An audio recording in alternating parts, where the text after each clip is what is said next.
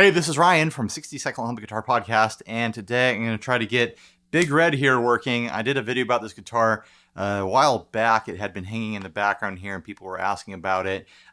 Long story short, this is a guitar that I used in a band a very long time ago, and ever since I've just laid it out to field, and I've been salvaging parts off of it for other guitars. And so people were asking about it. I figured it was time to fix it up and make it work again. It's missing the jack plate there. It's missing the little string ferrule there to hold the string in through the bridge. It's a string through body. And it's missing strap buttons. And it needs a fresh set of strings, obviously. And also there's some sort of wiring issue. I'll show you what it sounds like right now.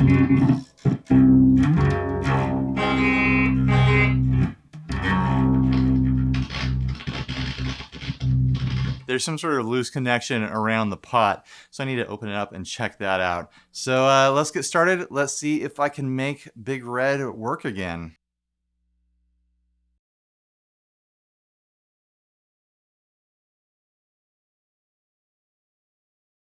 Well, it took me a lot longer than I thought it was going to.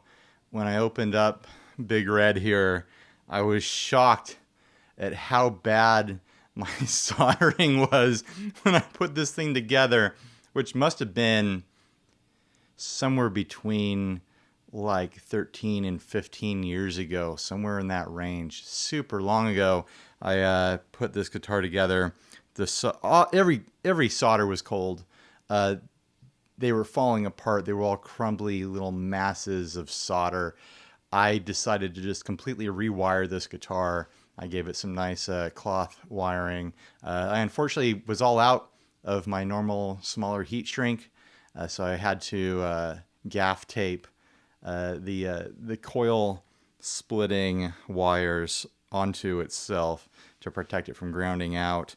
But I'm much more confident in the soldering job that I have in here now, because it was pretty ridiculous. There's still a little bit of like a failure going on with the pot, which doesn't surprise me at all. Judging it by the amount of soldering that I had applied to it, I bet I burned that pot out, or it's just full of dust and dirt, or beer residue from all the shows I played with this thing. So the pot does need to be replaced still. It's a little finicky. The saddles here need to be replaced.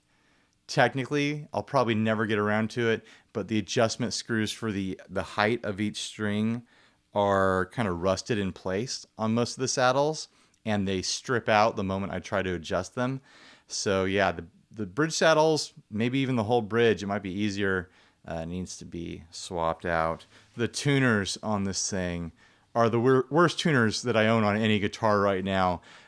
Just raw, rusty friction is holding them in place. It'll probably hold tune just fine, but putting it in tune was quite an adventure. I still love my little guitar knob tuning peg fix that I have here.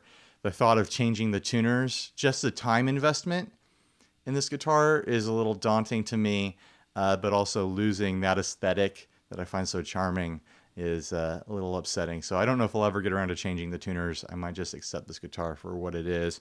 The frets are pretty dang flat, like I mentioned in the previous video about this guitar. I'll have the link at the end of this video or down below or something like that. They're pretty flat. They're pretty flat, like I said. It doesn't really bother me until I get into the higher frets on the high strings. Then it gets like the frets are just kind of disappearing on me. But it plays. I think it actually sounds pretty nice. The body's nice against my body. I mean, we got some body-on-body action here with this guitar. I don't know. It's a tough one. Now that it's functioning again, I might try using it more often. We'll see if I decide to keep upgrading this guitar until it becomes a more functional part of my quiver. Let's see what it sounds like. Turn off that delay and reverb. Here's just the dry signal. You can hear that pot failing.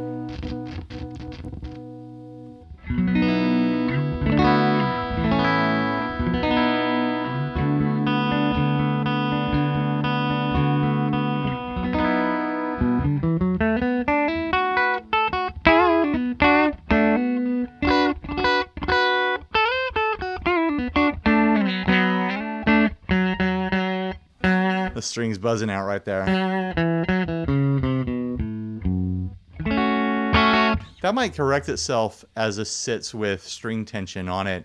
The strings that were on it previously were all really loose and there were strings missing. So that little buzz might get pulled out as the neck adjusts. Let's hear it with some distortion, because let's be honest, I didn't play this thing for a minute without distortion when I was using it in bands.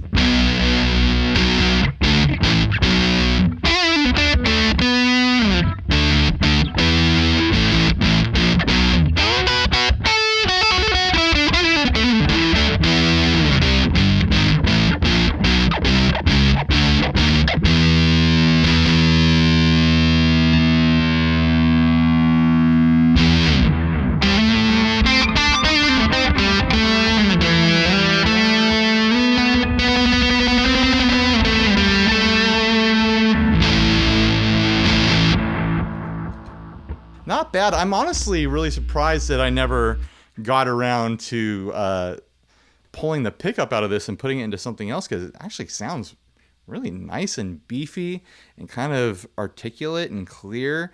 My memory of it was that it was really bright and harsh and way over the top in output, but I don't know, that sounds really nice. I mean, it's going to sound like bad news for this guitar. I wouldn't mind putting this pickup in something different that I'd use more often. I could always put something different in this guitar, you know? What if I put a lipstick in here or something funky and jangly like that? I don't know. I've got things to think about when it comes to this guitar. Give me ideas or tell me what to do or not to do down in the comments below. Please like, subscribe, dislike, leave me rude and nasty comments. You know the drill. I get too much entertainment out of people trying to take stabs at me. So go ahead and do that. Support us on Patreon if you feel like it. If you like the content that we make here, Patreon helps me out a lot. Helps me justify the time that it takes to make a lot of this content. All right, later guys. Thanks for watching.